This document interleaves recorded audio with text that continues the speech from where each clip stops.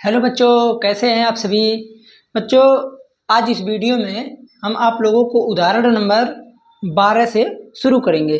जैसा कि पिछले वीडियो में हमने क्या किया था, ये जो n पदों का योगफल का फार्मूला होता है, इसको एकदम बाकायदे का बता दिया था। इसके बाद हमने किया क्या था कि एक उदाहरण बताया। तो हमने क्या कहा था कि अब आज जो है एक भी प्रश्न को हम नहीं बताएंगे, इसलिए हम क्या किए हैं, अगले दिन इसको हम अब शुरू कर रहे हैं। तो देखिए इसमें जो है उदाहरण नंबर लगभग 15 तक दिया है, 12वां नंबर शुरू करते हैं। तो देखिए इस प्रश्न में क्या कहा है सबसे पहले प्रश्न को देखिए ध्यान दीजिएगा, क्योंकि जैसे अब आप लोग दो चीज पढ़ चुके हैं, योगफल भी और एनवा टर्म। तो जहां कहीं एनवा टर्म पूछेगा तो वो फार्मूला लगेगा, और योगफल का फार्मूला अगर पूछ रहा है, जैसे योगफल की बात कहीं हो रही है, तो S N equal to n/2 2a plus n-1 into D. ये तो हम इससे क्या करेंगे, पूरा योगफल का फार्मूला यही है, इसे ही निकलेगा। तो अब हम शुरू करते हैं आप लोगों को प्रश्न के हिसाब से। देखिए जैसे प्रश्न में क्या दिया है,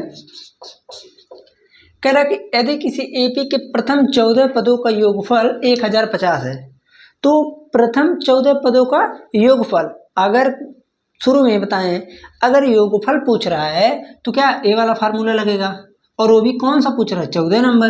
तो S14 इक्वल टू दिया 1050। भाई इसमें तो हमको नहीं लग रहा है किसी को कुछ समझाने वाला है, ध्यान दीजिएगा बस। कह रहा है कि 14 पदों का योगफल 1050 है, तो अगर 1050 है तो ये बताइए S14 1050 होगा कि नहीं। ठीक, इतना हो गया। उसके बाद कह रहा है कि इसका प्रथम पद 10 है, अर्थात ए का मान कितना है, 10 है। देन तो 20वां पद होगा, 20वां पद होगा, मतलब क्या है कि 20वां पद यानी a plus 20 minus 1 into D पद की बात हो रही है। चलिए इससे पहले हम निकालते हैं। S14 को फार्मूले पर रखें तो हो जाएगा। देखिए यहाँ से फार्मूला नहीं लिख रहे हैं, डायरेक्ट कर रहे हैं सॉल्व। देखिए 14/2 in bracket 2 into 10 plus 14 minus 1 D equal to 1050। यहाँ एक कैंसिल हो जाएगा तो बचेगा कितना, 7। तो 7 20 प्लस 14 में से 1 जाएगा तो बचेगा 13 डी इक्वल टू 1050। अब देखिए आप लोग तो एक चीज़ जानते होंगे कि कोई चीज़ अगर मल्टीप्लाई में है तो उसका जब हम पक्षांतर करते हैं तो डिवाइड में जाता है।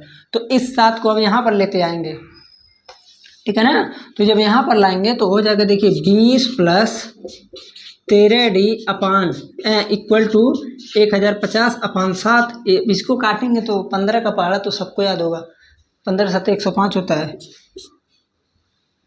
तो यहाँ से आ जाएगा 150 150। अब यहाँ से क्या लिखेंगे, देखिए 13 डी इक्वल टू 150 माइनस 20 आ जाएगा 130 13 डी। तो डी की वैल्यू आ जाएगी 10। डी की वैल्यू कितनी आ गई, 10। अब कह रहा है कि तो 20वां पद ज्ञात कीजिए। तो 20वां पद तो लिखेंगे A20 equal to A plus 20 minus 1 into D. तो A प्लस 19 डी, ए का मान है 10, 19 डी का मान है 10। तो 10 प्लस 190, यहाँ से आ गया 200। देखिए एक चीज़ और, इसमें कुछ समझाने वाला नहीं था, इसलिए हम थोड़ा तेज़ी से ही कर रहे हैं काम। देखिए हमारा ये उद्देश्य रहता है कि वीडियो थोड़ा छोटा बने, ताकि ना किसी को अगर टाइम मिल रहा है तो 10 मिनट 20 मिनट 25 मिनट 15 मिनट तो रील्स देखने में ज़रूर निकाल लेता है। तो उस टाइम में वो क्या करे, अगर पढ़ना चाहे तो वहाँ से उसको देख सकता है, इसीलिए छोटा बनाते हैं। नहीं तो हम बड़ा बड़ा वीडियो 1 घंटा 1.5 घंटा का बनाया तो कोई फ़ायदा नहीं दिख रहा है, आप लोग देखेंगे ही नहीं, ठीक है ना। तो इसीलिए देखिए एक बार हम इस प्रश्न का ओवरव्यू दे देते हैं।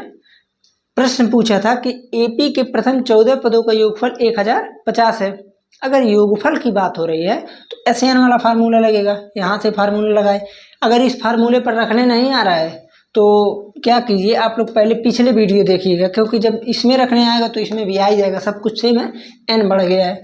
यहाँ से देखिए डी की वैल्यू निकली, अब उस डी को उठाकर इसमें पुट कर दिए तो ए की वैल्यू तो था ही, तो यहाँ से क्या निकल गया A20, ठीक है ना, कि 20वां पद इतना है।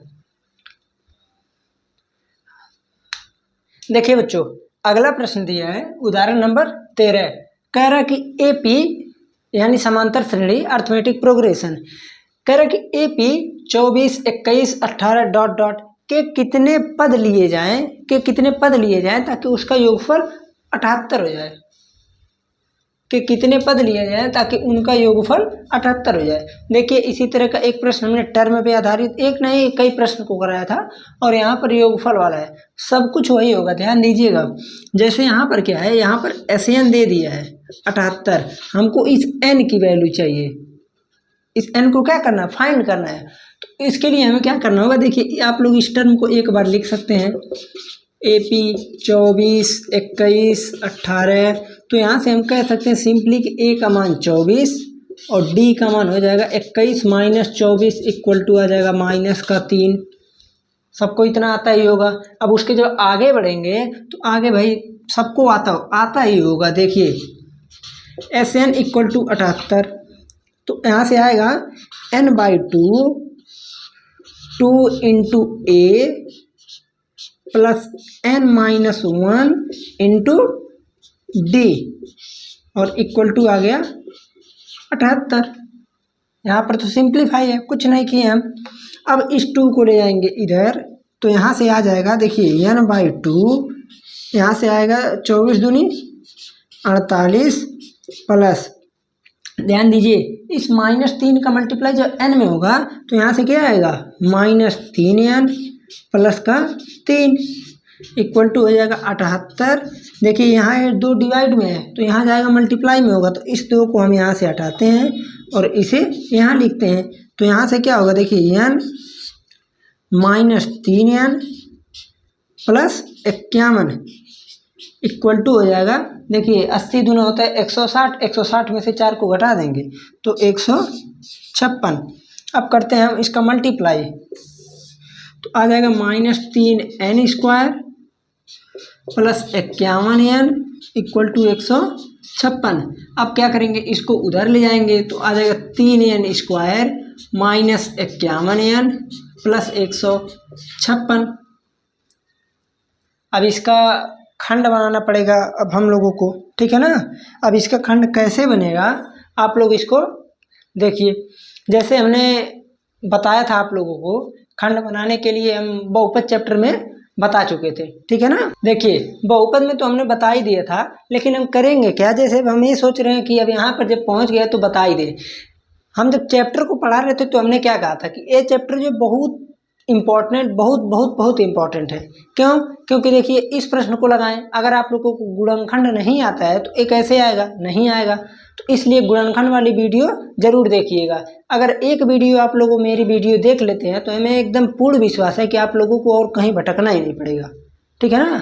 तो चलिए देखिए, किसी भी समीकरण में जब किसी अंक का जैसे किसी भी अंक का गुणज हो, जैसे देखिए 3 का गुणज सब में है तो 3 से हम इसको कैंसिल कर सकते हैं, तो n² माइनस 17n प्लस 52।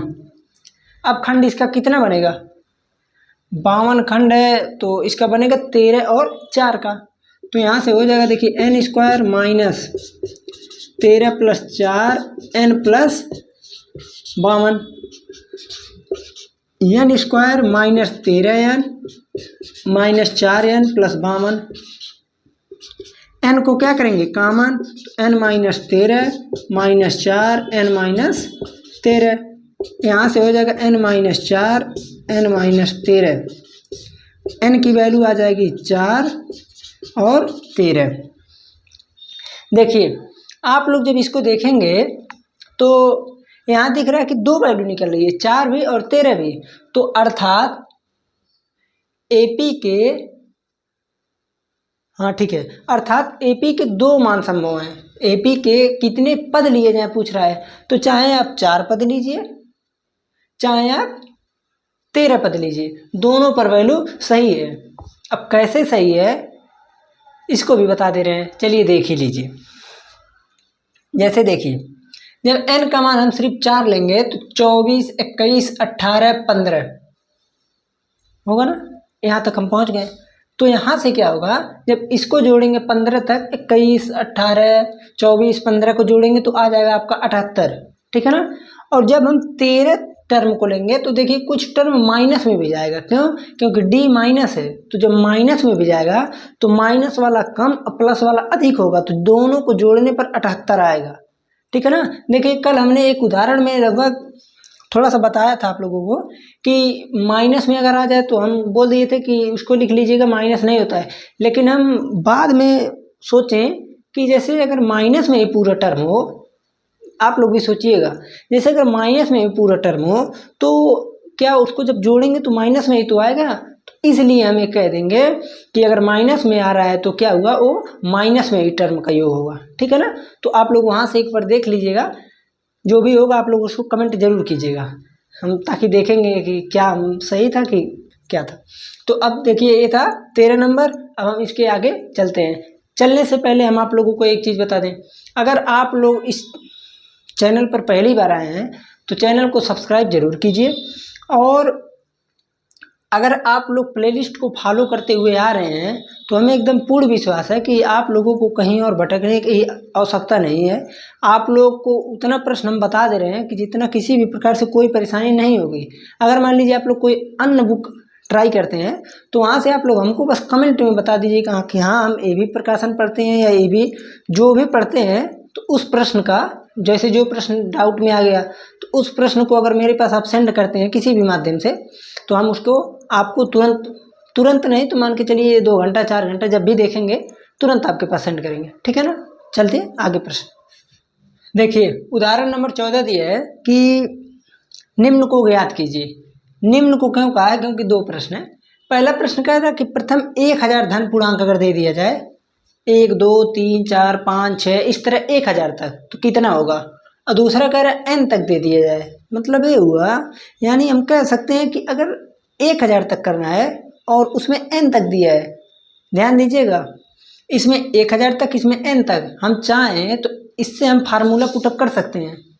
जैसे n तक अगर निकाल लेंगे जो भी फार्मूला के रूप में आएगा, फार्मूला के रूप में आएगा तो उसमें n की वैल्यू 1000 रख दे तो आंसर आ जाएगा। लेकिन हम बताएंगे इसको, आप लोगों को इसको बताएंगे उस तरह से, आप लोग इसको करके कमेंट में बताइएगा, पहले ही बता दे रहे हैं, इसको हम नहीं बताने वाले हैं, कमेंट में बताइएगा। तो यहाँ से देखिए जब 1000 की बात हो रही है तो यहाँ से अगर देखें तो AP बनेगा, देखिए 1, 2, 3 इस तरह, इसमें कुछ बताने वाला ही नहीं है।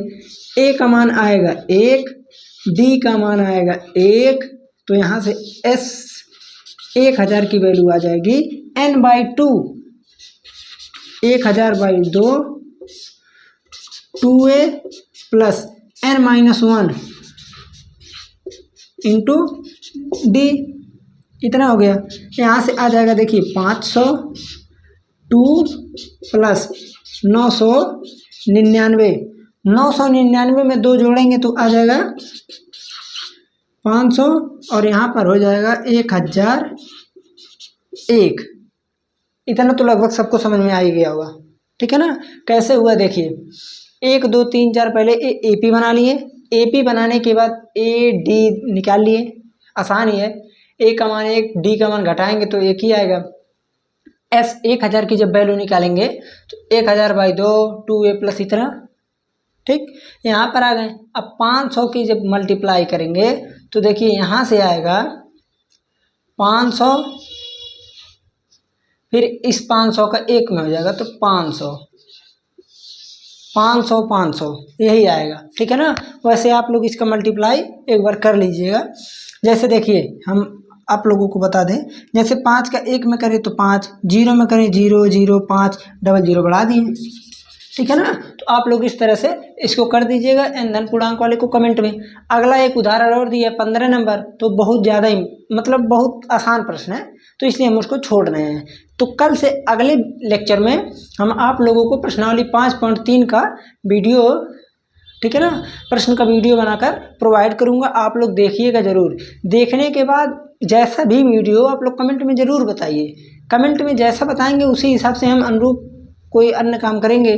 अब जैसे मान लीजिए आप लोग वीडियो देख लिए, कमेंट ही नहीं करेंगे कैसा है क्या है, हाँ समझ में आ रहा है कि नहीं आ रहा है, तो फिर उस हिसाब से करें, ठीक है ना। तो शेयर जरूर कीजिए, सब्सक्राइब भी जरूर कीजिए। धन्यवाद।